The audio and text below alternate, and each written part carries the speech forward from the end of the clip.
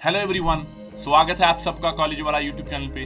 मैं हूं आप सबका दोस्त, आप सबका प्यारा मेंटर आजफर रशीद। और आज का ये वीडियो ना काफ़ी ज़्यादा इम्पॉर्टेंट होने वाला है उन सारे बच्चों के लिए जो इस वक्त जॉब्स के लिए प्रिपेयर कर रहे हैं। अगर आप इस वक्त एक टेक जॉब के लिए प्रिपेयर कर रहे हैं, चाहे आप कॉलेज जाने वाले बच्चे हो या एक फ्रेशर हो, तो आपके रिज्यूमे में प्रोजेक्ट्स का होना काफी ज्यादा जरूरी है। और जब मैं प्रोजेक्ट्स की बात कर रहा हूं ना, इसका मतलब ये नहीं कि कुछ भी चलेगा, नहीं, बल्कि एक अच्छा प्रोजेक्ट होना चाहिए। तो आज के इस वीडियो में एक अच्छा प्रोजेक्ट क्या होता है, क्या क्या चीजें आपको दिमाग में रखनी है एक प्रोजेक्ट को बनाने के लिए, जिससे आपका रिज्यूमे शॉर्टलिस्ट होगा और उसके बाद आपको एक प्रॉपर इंटरव्यू के लिए भी शॉर्टलिस्ट किया जाएगा। वो सारी चीजें हम आज के इस वीडियो में डिस्कस करेंगे with some extra tips as well. तो चलिए बिना टाइम वेस्ट किए आज के इस वीडियो को स्टार्ट करते हैं। सबसे पहले समझते हैं कि एक कंपनी को क्यों आपसे एक प्रोजेक्ट चाहिए।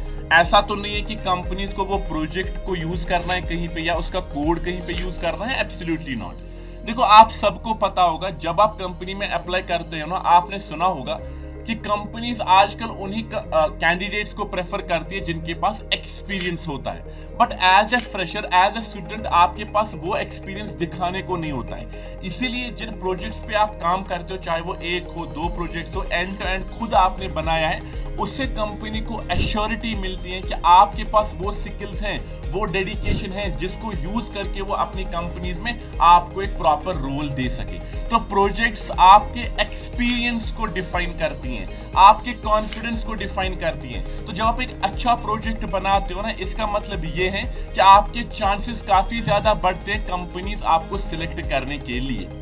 अब यहाँ पे मैंने एक वर्ड यूज किया, अच्छा प्रोजेक्ट। प्रोजेक्ट सब बनाते हैं।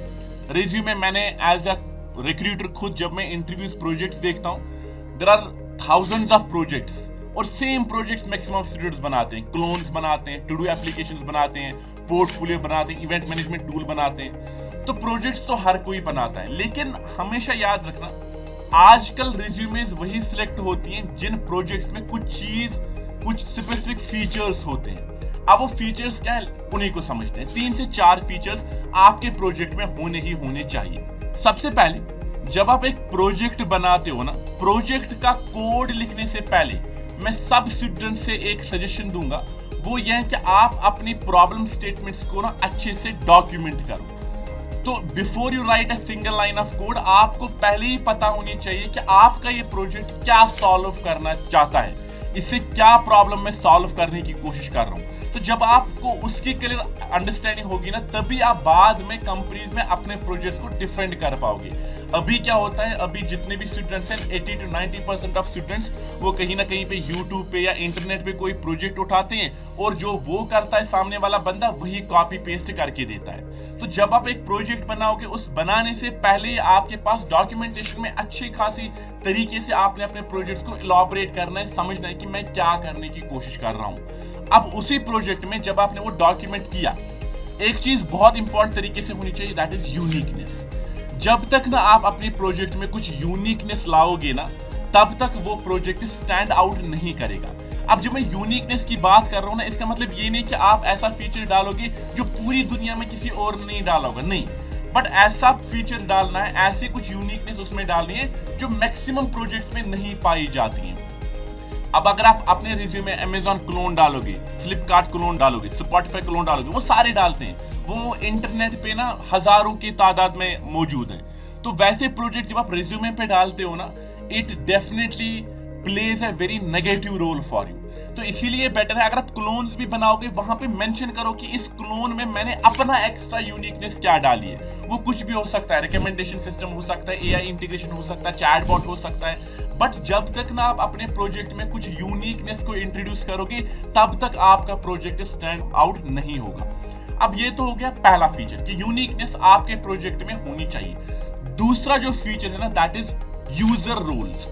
देखो, प्रोजेक्ट और प्रोडक्ट में क्या डिफरेंस है। प्रोजेक्ट आप बनाते हो, कॉलेज में हर कोई प्रोजेक्ट बनाता है। जब हम प्रोडक्ट की बात करते हैं ना, प्रोडक्ट का मतलब होता है कि उसमें रियल यूजर्स अभी हैं, उसमें रियल यूजर्स, चाहे वो आपके कैंपस के स्टूडेंट्स होंगे, चाहे वो आपकी सोसाइटी के, चाहे वो 50 से 1000 तक क्यों ना हो, लेकिन उस पर जब रियल यूजर्स इंटीग्रेट होते हैं ना, काम करते हैं ना, लॉग इन लॉग आउट करते हैं ना, अपना जो वहां का वर्क है, जो भी उस एप्लीकेशन का अपना इंटेंशन है, उस पर प्रॉपर यूजर्स का इंटरेक्शन होता है ना, आपके चांसेस 200% बढ़ते हैं कि आपका प्रोजेक्ट सिलेक्ट होगा, आपका रिज्यूमे शॉर्टलिस्ट होगा। तो user roles, role based access control systems अपने प्रोजेक्ट्स में डालना आजकल के टाइम पे काफी ज्यादा इंपॉर्टेंट है। तो जब तक आपका एक प्रोजेक्ट की तरह है, तब तक देयर आर लेस चांसेस कि उसको सिलेक्ट होना। जब आपने अपने प्रोजेक्ट को एक प्रोडक्ट की शेप दी और उसके बाद अपने रिज्यूमे पे वैसे मेंशन किया कि उस रिक्रूटर को लगेगा कि ये प्रोजेक्ट नहीं प्रोडक्ट है, तो उस केस में आपके चांसेस काफी ज्यादा बढ़ते हैं। अब रोल बेस्ड में कुछ फंक्शनैलिटीज होती हैं, जैसे ऑथेंटिकेशन है, ऑथोराइजेशन है, राइट।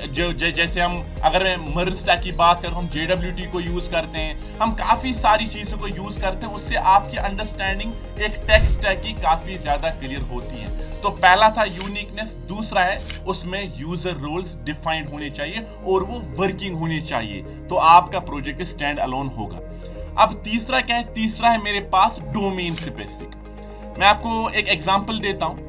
मेरा एक स्टूडेंट था जो हिमाचल का था, हिमाचल और झारखंड का था, इफ आई रिमेंबर करेक्टली। उसने ना अपने लोकल जो उसका मार्केट था वहां के रिलेटेड ना एक वेबसाइट बनाई थी, शॉपिंग वेबसाइट, जिसमें वो हिमाचल के आई गेस कुछ चीजें जो स्पेसिफिक टू हिमाचल वही चीजें बेच रहा था। और उसने फुली फंक्शनल शॉपिंग वेबसाइट बनाई थी जिसमें सब कुछ था जो आप एक शॉपिंग वेबसाइट पे देखते हो। तो जब उसने वो प्रोजेक्ट बनाया ना, उसने एक्सप्लेन किया ना रिज्यूमे पे कि ये चीजें कर रहा है, इसमें ये चीजें हैं, तो ट्रस्ट मी उसको फ्लिपकार्ट ने ऐसे उठाया था। और उसके बाद जब वो इंटरव्यू में बैठा था ना, सिंस दोनों का डोमेन सेम था, शॉपिंग, तो डिस्कशन करने के लिए काफी सारी चीजें थी। तो डोमेन स्पेसिफिक प्रोजेक्ट्स भी आप सिलेक्ट कर सकते हो, ये काफी ज्यादा इंपॉर्टेंट आपका रिज्यूमे शॉर्टलिस्ट करने में बन सकता है, रोल प्ले कर सकता है। तो यूनिकनेस, यूजर रोल्स और उसके बाद डोमेन स्पेसिफिक। और चौथी चीज जो काफी सारे स्टूडेंट्स ना मिस करते हैं, देखो जब आप एक प्रोजेक्ट बनाने बैठोगे ना, आपको समझना है क्या मैं ये एंड टू एंड प्रोजेक्ट बना रहा हूं। कि आप रिज्यूमे में फॉर एग्जांपल अगर वेब डेवलपमेंट के रिलेटेड प्रोजेक्ट्स बना रहे हो तो खाली आप फ्रंट एंड वाले प्रोजेक्ट्स को रिज्यूमे पे डालो, नहीं, आपको एंड टू एंड प्रोजेक्ट्स डालने पड़ेंगे, जिसमें फ्रंट एंड होगा, बैक एंड होगा, डेटाबेस इंटीग्रेशन होगी, हो सकता है पेमेंट इंटीग्रेशन हो सकता है काफी सारी चीजें हो, लेकिन एक फुल स्टैक प्रोजेक्ट होना चाहिए अगर आप वेब डेवलपमेंट डोमेन की बात कर रहे हो। तो जब भी आप जो भी आप प्रोजेक्ट बना रहे हो ना, उसमें आप मेक श्योर करो कि वो एंड टू एंड प्रोजेक्ट हो, जिससे आपका रिज्यूमे शॉर्टलिस्ट हो सकता है अच्छे तरीके से। सर ये तो हो गया कि क्या क्या होना चाहिए, ये यूनिकनेस होनी चाहिए, रोल्स होने चाहिए, डोमेन स्पेसिफिक अगर बनाए तो बहुत अच्छा है, एंड टू एंड प्रोजेक्ट होना चाहिए जिसमें काफी सारे फीचर्स हो सकते हैं बैक एंड के पर्सपेक्टिव से, पेमेंट इंटीग्रेशन, ऑथेंटिकेशन, ऑथराइजेशन, या जो भी सॉकेट्स, चैटबॉट, वाइटबॉट जो भी आप ऐड कर सकते हो, एआई इंटीग्रेशन कर दो, ठीक है ना। देखो आप प्रोजेक्ट अपने लिए बना रहे हो ताकि आपको एक प्रॉपर जॉब मिले, आप मेरे लिए नहीं बना रहे हो। तो ऐसा नहीं कि आप 10 दिन पहले प्रोजेक्ट बनाना स्टार्ट करोगे, नहीं, इसको एक प्रॉपर टाइम देना होता है, इसके मल्टीपल स्टेजेस होते हैं। सबसे पहला स्टेज, आप डिसाइड करो कि आप किस डोमेन में बनाना चाहते हो। क्या आप वेब डेवलपमेंट में बनाना चाहते हो, क्या आप ऐप डेवलपमेंट में बनाना चाहते हो, क्या डेटा साइंस के रिलेटेड बनाना चाहते हो।